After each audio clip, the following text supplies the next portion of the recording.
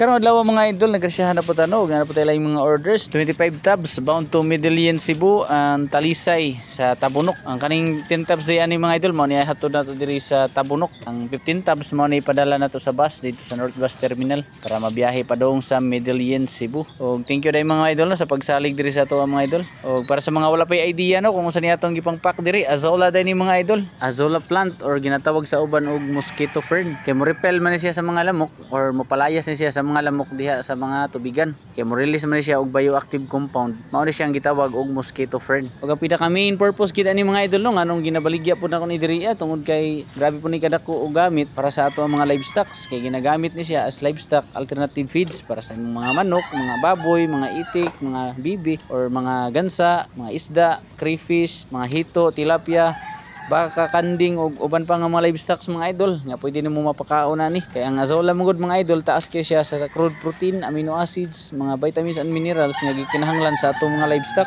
Ug aside nga taas siya sa nutritional benefits, makatabang gid siya mga idol para mas mapakales ka sa imong gasto sa imong pakaon sa imong mga hayupan. Kay grabe na gid ka mahal sa mga commercial feeds karon, labi na kung imong ipuro og pakaon, grabe jud ka sakit sa bulsa. Ang nakagunti mo gud aning azola kay dali ra gid siya padaghanon ug dali ra pud kayo ka maka-harvest. Sa imong akong buhat diri karon nag-harvest ko diani after 1 week puno na sa nigbalik.